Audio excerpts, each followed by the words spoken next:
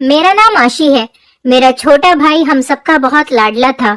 मैं अपनी शादी के बाद उसे अपनी ससुराल लेकर आ गई थी और मैंने और मेरे पति ने उसे अपनी औलाद की तरह अपने साथ रखा था। जब मेरी शादी हुई थी तो मेरा भाई 12 साल का था, लेकिन मुझे नहीं पता था कि ये जवान होने के बाद मेरे साथ कुछ ऐसा करेगा। इसके बारे में मैंने कभी सोचा भी नहीं था, क्योंकि मेरा भाई तो हम दो भाई बहन थे, मेरे माता पिता नहीं थे। मैं नौकरी करती थी और अपने भाई के साथ ही रहती थी। मैं बहुत छोटी थी जब मेरे भाई के जन्म के वक्त मेरी माँ इस दुनिया से हमें छोड़कर चली गई थी और उसके बाद मेरे पिता भी हमें अकेला कर गए थे। मैंने अपने भाई की परवरिश माँ की तरह की थी और उसे किसी चीज की कमी नहीं होने दी थी। मैं नहीं चाहती थी कि मेरी शादी हो, क्योंकि मैं उसे अकेला नहीं छोड़ना चाहती थी। वो अभी बच्चा ही तो था, उसकी उम्र लगभग 15 साल थी। मेरे लगातार रिश्ते आ रहे थे क्योंकि मैं बहुत खूबसूरत थी। आस पड़ोस के लोग मिलकर मेरी शादी कराना चाहते थे, क्योंकि हमारा पड़ोस बहुत अच्छा था। उन लोगों ने मेरे भाई को पालने की जिम्मेदारी ले ली थी, लेकिन मैं दूसरों के भरोसे अपने भाई को छोड़कर नहीं जाना चाहती थी। एक जगह से मेरा रिश्ता आया और जब उन लोगों को पता चला कि मेरा एक छोटा भाई भी है, तो जिस लड़की से मेरी शादी होने वाली थी उस लड़के ने फैसला किया कि वो मेरे भाई को शादी के बाद अपने साथ अपने ही घर में रखेंगे। ये बात मुझे बहुत पसंद आई थी और इसीलिए मैं इसी लड़के के साथ शादी करने के लिए तैयार हो गई थी। जल्दी ही मेरी शादी भी हो गई थी और मैं अपने भाई को अपने साथ लेकर आ गई थी। उधर अपने घर में हमने ताला डाल दिया था। मेरे पति ने मेरे भाई की पढ़ाई लिखाई का खर्चा भी उठा लिया था। मेरे पति का नाम सुशांत था और मेरे भाई का नाम राजू। राजू मैं उसे प्यार से कहा करती थी, वैसे उसका नाम राज था।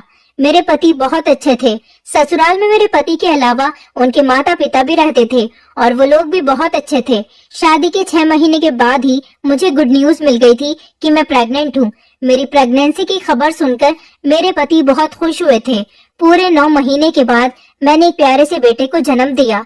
मेरे घर में बच्चा पैदा होने की खुशी से मेरे ससुराल वाले और मेरा पति बहुत ज्यादा खुश थे। मेरा बेटा हम सबका लाडला था। उसका नाम मैंने अखिल रखा था। मेरा बेटा हम सबका बहुत लाडला था। जिंदगी बहुत अच्छी लगने लगी थी और दिन बहुत अच्छे से गुजर रहे थे। मैं अपने बेटे को लेकर एक दिन भाई के साथ मार्केट चली गई थी, क्योंकि मेरे पति दिन के टाइम में ऑफिस में ही होते थे। तो उन्होंने कहा होता था कि दिन के टाइम अगर तुम्हें कोई भी काम हुआ करे तो तुम राजू को ले जाया करो। मैं अपने बेटे के कपड़े खरीदने के लिए राजू के साथ मार्केट गई हुई थी और हम लोग शॉपिंग मॉल के अंदर थे।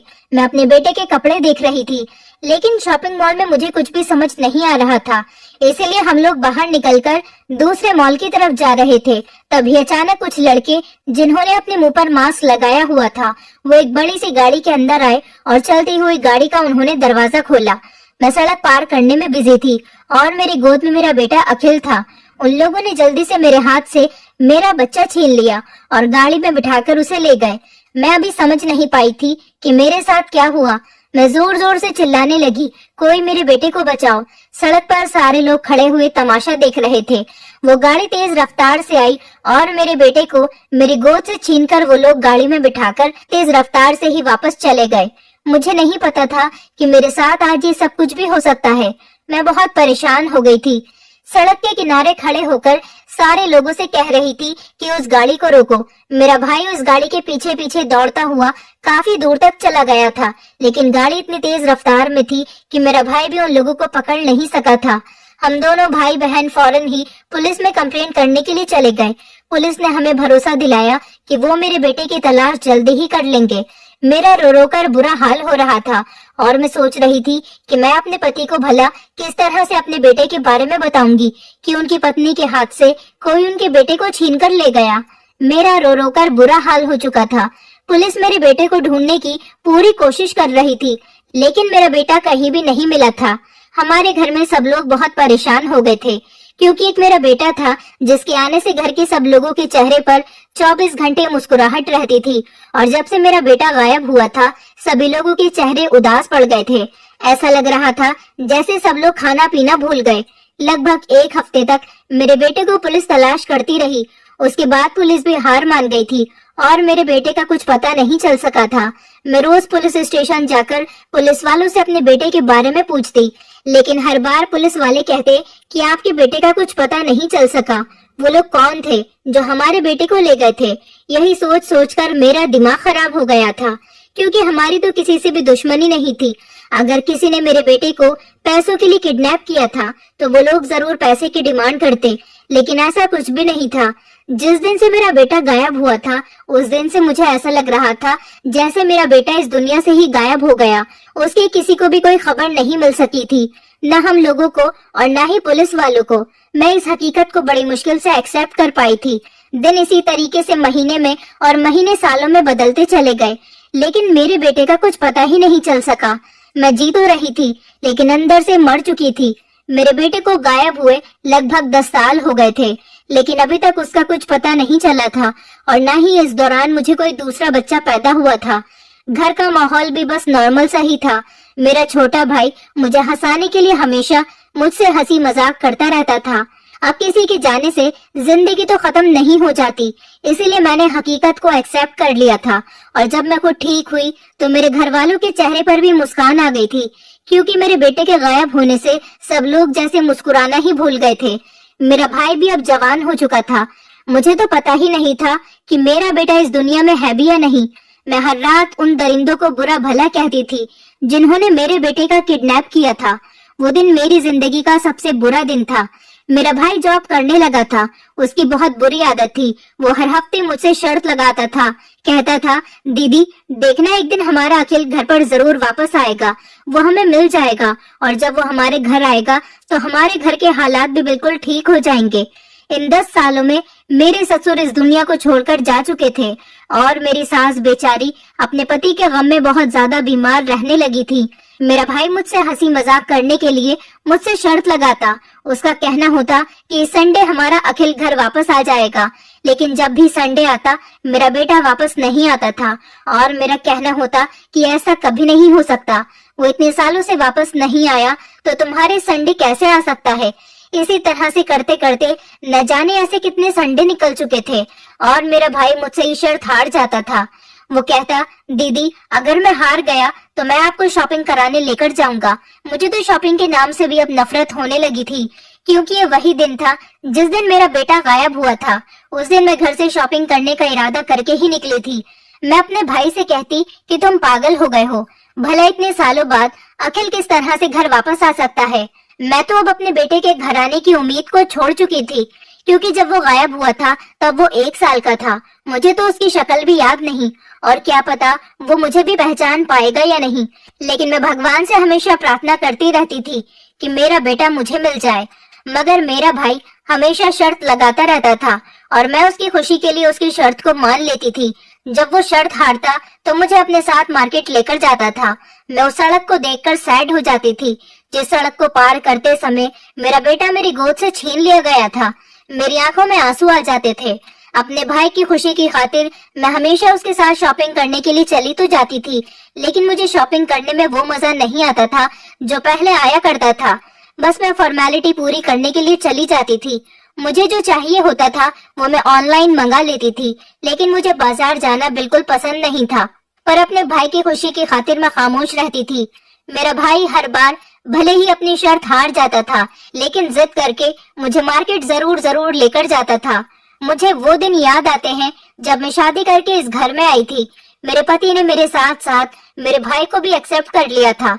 इस दुनिया में बहुत कम ऐसे लोग होते हैं जो अपनी पत्नी का हर अच्छे बुरे वक्त में साथ देते हैं। मेरे पति ने मेरे हर अच्छे बुरे वक्त में मेरा साथ दिया था। उन्होंने मेरे भाई को न सिर्फ इस घर में जगह दी थी, बल्कि उसके लिए वो सब कुछ किया था जो मेरे पिता जिंदा होते तो उसके लिए करते। मेरा भाई मुझे बहुत प्यारा था, मुझसे अपने दिल की सारी बातें करता था, बल्कि वो मुझसे ही नहीं अपने जीजू से भी सारी बातें शेयर करता था। वो मेरे पति को अपना जीजू नहीं बल्कि उनको अपना बड़ा भाई समझता था। मेरे पति ने कभी भी मेरे भाई की किसी भी हरकत पर कोई ऐतराज नहीं किया था और न ही मेरे सास ससुर को मेरे भाई के मेरे ससुराल में आकर रहने पर कोई ऐतराज हुआ था, बल्कि उन्होंने भी हमेशा मेरे भाई को अपना बेटा ही समझा था। मेरा भाई भी उन दोनों को अपना माता पिता समझता था और उनका बहुत कहना मानता था, बल्कि मेरी सास की वो बहुत सेवा करता था।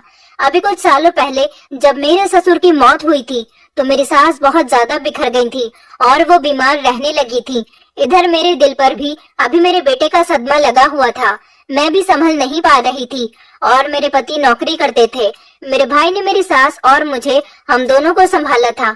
मेरे पति को मेरे भाई पर बहुत ज्यादा भरोसा था। कभी कभी मैं देखती थी कि मेरे पति बहुत ज्यादा परेशान रहते हैं, मुझसे कभी कभी ज्यादा बातचीत भी नहीं करते। मुझे लगता था कि शायद उन्हें भी अपने बेटे की याद आती होगी। भला मैं अपने बेटे की माँ थी तो वो भी तो उसके पिता थे। मैं कभी इस बात को वहम समझती तो कभी उनसे पूछने की कोशिश कर लेती थी, सुशांत आपको क्या हुआ, आप क्यों परेशान रहते हो, क्या आपको भी मेरी तरह अखिल की याद आती है? मेरे पति कहते थे, माय डियर वाइफ, कुछ नहीं हुआ, मैं ठीक हूँ।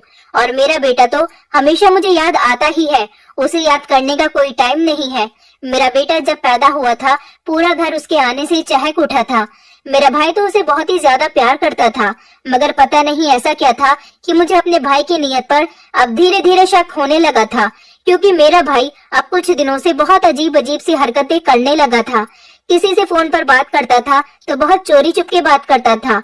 मैं अगर उससे पूछती कि तुम किसी से बात कर रहे हो तो वो बातों को गोलमोल कर दिया करता था। मुझे लगा कि शायद उसका किसी लड़की के साथ अफेयर चल रहा है। मैंने उससे कहा कि बता दो, अगर कोई लड़की है तो मैं खुशी खुशी उसके घर रिश्ता लेकर चली जाऊंगी, मुझे कोई एतराज नहीं। लेकिन मेरा भाई साफ इनकार कर दिया करता था कि ऐसी कोई बात नहीं है। तो न जाने फिर कैसी बात थी और वो ऐसी हरकतें क्यों कर रहा था।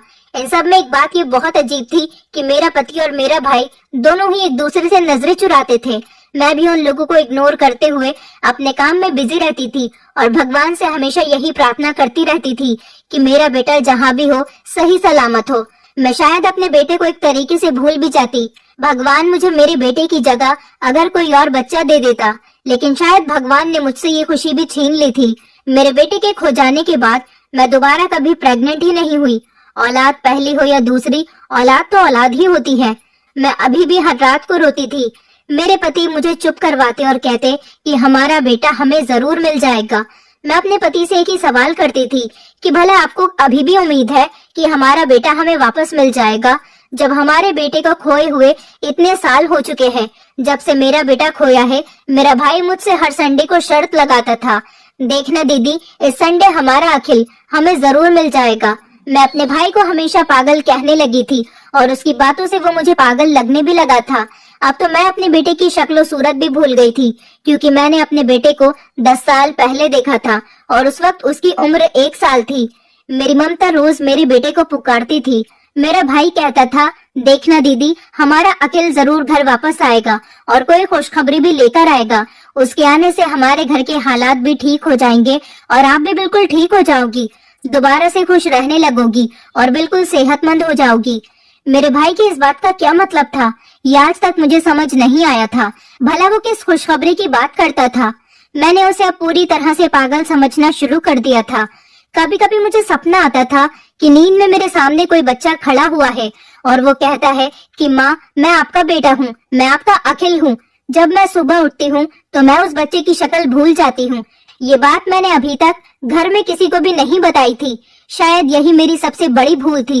रात का टाइम था, सब लोग सो रहे थे। यही लगभग रात के 2 बजे का टाइम होगा। मुझे बहुत ज्यादा प्यास लगने लगी। मैंने सोचा कि उठकर किचन से ठंडे पानी की बोतल ले आती हूँ।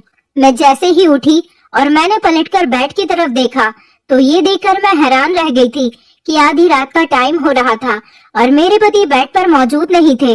मैंने अपने पति को पूरे घर में ढूंढ लिया था, यहाँ तक कि मेरा भाई भी अपने कमरे में मौजूद नहीं था। उसके कमरे का दरवाजा खुला हुआ था और वो अपने बिस्तर पर मौजूद नहीं था। मैं देखने गई थी कि कहीं मेरे पति मेरे भाई के कमरे में तो नहीं चले गए। उन दोनों में से कोई भी मुझे पूरे घर में नजर नहीं आ रहा था। मैं दबे पांव छत पर भी देखने के लिए चली गई थी। छत पर भी उन्हें ना पाकर मुझे बहुत ज्यादा हैरानी होने लगी थी। वो लोग छत पर भी नहीं थे और मुझे कहीं नहीं मिले। अभी कुछ ही मिनट गुजरे थे कि मुझे अपने घर के दरवाजे से किसी के बोलने की आवाजें आने लगी, ये जानने के लिए कि आखिर हमारे दरवाजे पर कौन बोल रहा है। मैंने चलना शुरू कर दिया और हमारे घर के गेट में एक छोटी सी खिड़की लगी हुई थी। मैंने उसे खोलकर बाहर देखा तो ये देखकर मेरे होश उड़ गए कि वहाँ पर एक आदमी मौजूद है जो बहुत ज्यादा जख्मी हालत में है। उसे काफी चोट लगी हुई है, वो दर्द से बुरी तरह से रो रहा है। मैंने उसे देखकर अपने मुंह पर हाथ रख लिया और फिर कुछ सोचकर उसे बड़ी खामोशी से अपने घर के अंदर बुला लिया और मैंने उसे बिठाया और उसके जख्म पर पट्टी करने लगी। मैं पट्टी करते हुए उससे पूछने लगी कि तुम कौन हो और तुम्हारी ये हालत किसने की है। तो उसने मुझसे कहा कि मुझे एक गिलास पानी पिला दो। उसने मेरे किसी सवाल का जवाब नहीं दिया। मैं पानी लेने के लिए जैसे ही अपने घर के अंदर गई और पानी लेकर वापस आई तो ये देखकर मैं हैरान रह गई थी कि जिस जगह पर मैंने उस आदमी को बिठाया था वो वहां से भाग गया था और वो अपनी जगह पर एक लेटर छोड़ गया था। मैंने जैसे ही उस लेटर को खोलकर पढ़ा तो मेरे पैरों तले से जमीन निकल गई। उसमें लिखा हुआ था कि अगर तुम अपने बेटे को हासिल करना चाहती हो तो तुम्हें अपने भाई को मेरे हवाले करना होगा। बस उसमें इतनी सी ही बात लिखी हुई थी और मैं ये सोच सोच कर परेशान हो रही थी कि ये आदमी आखिर था कौन। मैं उस आदमी की शक्ल ठीक से नहीं देख पाई थी क्योंकि उसका चेहरा बुरी तरह से जख्मी था और वो बार बार अपने चेहरे पर हाथ रख रहा था। अब हर रोज ऐसा होने लगा था। किसी न किसी तरह से हमारे घर में ही मुझे कोई न कोई चिट्ठी मिलती थी। उसमें लिखा हुआ होता था कि अपने भाई को मेरे हवाले कर दो तो तुम्हें तुम्हारा बेटा मिल जाएगा। भला मेरे घर में ये चिट्ठी कौन रख रहा था? ये सब सोच सोच कर मैं पागल हुई जा रही थी। मेरा पति, मेरा भाई या फिर मेरी सास, क्योंकि हम 4 लोग ही इस घर में रहते थे। और ये चिट्ठी हर बार मुझे ही क्यों मिलती थी? स्पेशली ये चिट्ठी कोई मेरे लिए ही लिख रहा था। मैं किचन में खाना बनाने जाती तो मुझे मसाले के डिब्बे में मुझे वो चिट्ठी मिल जाती और कभी मैं छत पर कपड़े सुखाने जाती तो छत की सीढ़ियों पर चिट्ठी रखी हुई होती थी और हर चिट्ठी में एक ही बात होती थी। मेरी सास तो बहुत ज्यादा बूढ़ी हो गई थी। वो कमरे से बाहर तक नहीं निकलती थी। मेरे पति और भाई वो दोनों नौकरी पर निकलते तो रात को ही घर में आते थे। उस रात मेरे पति और भाई कहाँ गए थे ये बात भी मुझे पता नहीं चल सकी थी क्योंकि जब वो आदमी जा चुका था तो मैं उस चिट्ठी को लेकर अपने कमरे में चली गई थी और उसको पढ़ते पढ़ते रोने लगी थी। अपने बेटे को याद करने लगी थी और इसी वजह से मुझे गहरी नींद आ गई थी। सुबह जब मेरी आँख खुली तो मेरे पति बिस्तर पर मौजूद थे। जब मैंने उन्हें पूछा कि आप रात के टाइम पर कहाँ गए थे तो उन्होंने मेरी बात को इग्नोर कर दिया और फिर उस दिन के बाद से मेरे दिमाग से ये बात निकल गई। मुझे अब अपने बेटे की तड़प महसूस होने लगी थी। मैंने फैसला कर लिया कि मैं अपने भाई से इस बारे में बात करूंगी और उससे कहूंगी कि ये जो कोई भी है तुम्हारी चाहत कर रहा है, तुम उसके पास चले जाओगे तो ये मुझे मेरा बेटा लौटा देगा। मुझे नहीं पता था कि ये चिट्ठी वाला इंसान कौन है। मैं अपने भाई के पास गई और उसे पूरी बात बताई। वो भी मेरी बात सुनकर शॉक्ड रह गया था। उसने कहा, ठीक है दीदी, मैं आपके बेटे की खातिर उस इंसान के पास चला जाऊंगा जिसे मेरी तलाश है, लेकिन वो है कौन? मैंने अपने भाई से कहा कि ये बात तो मुझे भी नहीं पता कि वो चिट्ठी रखने वाला इंसान कौन है। फिर कुछ दिनों के बाद मुझे सफाई करते टाइम पर फिर से एक चिट्ठी मिली और उसमें लिखा हुआ था कि तुम अपने भाई को लेकर पास वाले मंदिर पर आ जाना, वहाँ पर तुम्हारी मुलाकात तुम्हारे बेटे से भी हो जाएगी। मैंने अपने भाई को ये बात बता दी थी। मेरे भाई ने ये बात मेरे पति को भी बता दी। मेरे पति ने कहा कि ऐसे जाना ठीक नहीं है, राजू की जान को खतरा भी हो सकता है। मेरे भाई ने कहा, जीजू मुझे जान की कोई परवाह नहीं, मेरा भांजा मिल जाना चाहिए, बस यही मेरे लिए बहुत है। हम सब लोग मिलकर मंदिर पर चले गए थे। वहां जाकर हमने चारों तरफ देखा, हमें कोई नजर नहीं आ रहा था। कुछ देर इंतजार करने के बाद हमें वहां पर एक काले रंग की साड़ी में औरत नजर आई। उसके साथ लगभग एक 10 साल की उम्र का बच्चा भी मौजूद था। मेरी आंखों में चमक जाग उठी थी कि ये तो शायद मेरा बेटा है, लेकिन ये औरत कौन थी? मैंने तो इसे पहली बार देखा था। मैंने नोटिस किया कि मेरे पति के चेहरे का रंग अचानक उड़ गया था। मेरे पति के चेहरे का रंग क्यों उड़ गया था ये बात तो मेरी कुछ भी समझ नहीं आई थी। वो औरत मेरे करीब आई और मुझसे कहने लगी कि ये लो तुम्हारा बेटा। मैंने उससे कहा कि तुम कौन हो? वो खामोश रही। उसने मेरी बात का कोई जवाब नहीं दिया, लेकिन मैं फिर हैरान रह गई थी ये देखकर कि मेरे पति आगे बढ़े और उस औरत के मुंह पर जोरदार थप्पड़ दे मारा। मेरे पति ने कहा, अब यहाँ कोई बात नहीं होगी, हम लोग घर चलते हैं। मेरी तो कुछ भी समझ में नहीं आ रहा था कि आखिर ये सब कुछ क्या हो रहा है। अपने पति के कहने के मुताबिक हम सब लोग घर पर आ गए थे। घर जाते ही मेरे पति ने दरवाजे पर ही मामा कहना शुरू कर दिया। मेरी सास कमरे से बाहर निकल कर आई और उन्होंने जब अपने बेटे को इतने गुस्से में देखा तो उन्होंने अपनी नजरें नीचे कर ली थी। दरअसल ये जो औरत थी ये कोई और नहीं बल्कि मेरे पति की बड़ी बहन थी। जी हाँ, इसके बारे में आज तक मुझे कुछ भी नहीं पता था। ये वही औरत थी जिसने मेरे बेटे को किडनैप करवाया था। मेरी सास के 2 बच्चे थे, जबकि हमें पता था कि मेरे पति अपने माता पिता के इकलौते बेटे हैं। मेरी नंद ने काफी सालों पहले भागकर अपनी मर्जी से शादी कर ली थी। जिसके बाद मेरे ससुर ने अपनी बेटी से सारे संबंध खत्म कर दिए थे और मेरे पति ने भी सोच लिया था कि उनकी बहन हमेशा हमेशा के लिए मर गई। मेरी नंद ने भागकर शादी तो कर ली थी, लेकिन वो अपने ससुराल में खुश नहीं रह रही थी। धीरे धीरे उसकी शादी को 2 साल गुजर गए और अभी तक उसके यहाँ पर बच्चा पैदा नहीं हुआ था। 2 साल बाद मेरे पति की शादी मेरे साथ हो गई और मुझे अपनी शादी के 6 महीने बाद ही गुड न्यूज मिल गई। मेरी नंद को मेरे घर की सारी बातें पता चलती रहती थी, क्योंकि मेरी सास अपनी बेटी से चोरी चुपके मिलती और उनसे कभी कभी फोन पर बातें भी कर लेती थी।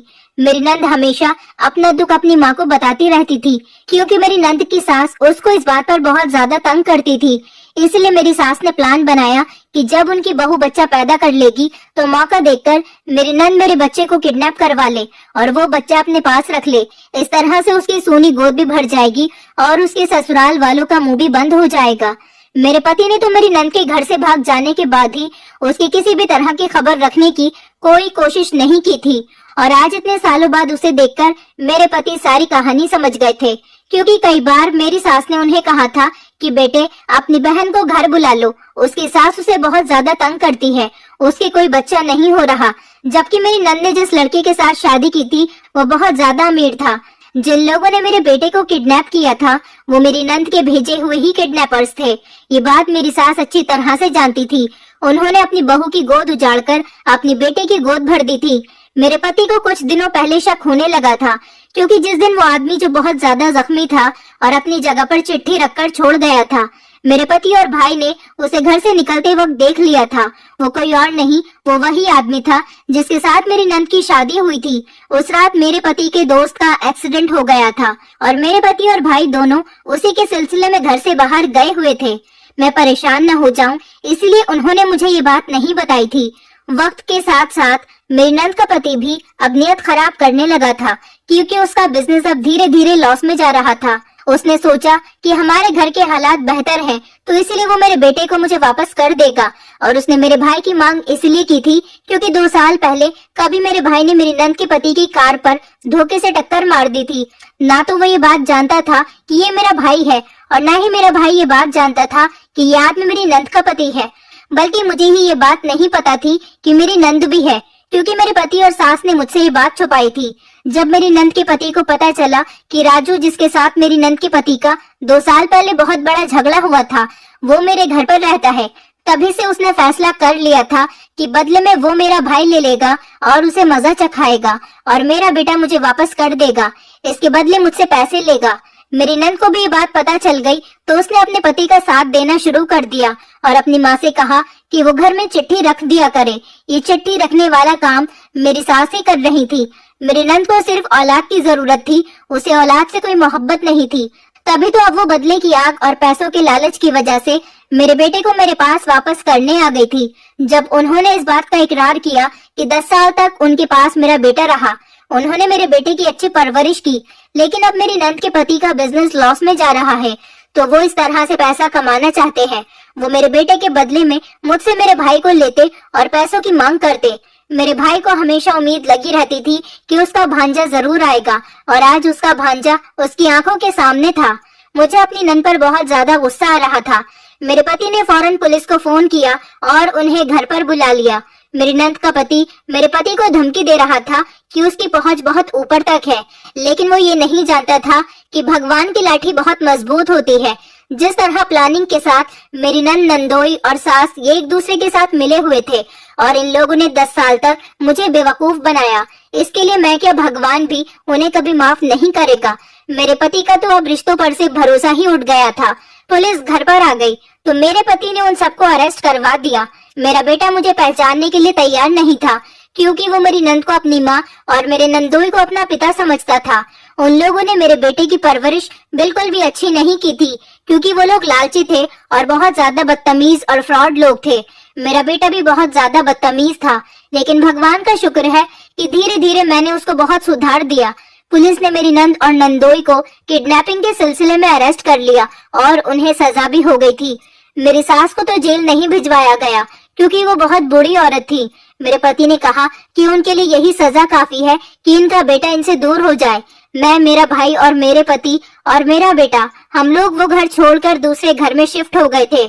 मेरी सास अब उस घर में अकेली रहती है और मेरे पति से बहुत माफी मांगती है, पर शायद मेरी सास के किए की यही सजा थी कि उनकी औलाद उनसे दूर हो जाए, क्योंकि एक दिन वो था कि उन्होंने मेरा बच्चा मुझसे दूर कर दिया। 10 सालों बाद अपने बच्चे को देखकर मैं बहुत ज्यादा रोई थी और बहुत खुश हुई थी। अब हम सब लोग बहुत खुशी खुशी एक साथ रहते हैं और इस हादसे को अब काफी साल हो गए। दोस्तों, उम्मीद करती हूँ आपको हमारी कहानी पसंद आई होगी। कहानी पसंद आई है तो वीडियो को लाइक करें, चैनल पर नए हैं तो चैनल को सब्सक्राइब करें और हाँ, नोटिफिकेशन बेल को जरूर दबाएं ताकि अगली अपडेट सबसे पहले आपको मिले।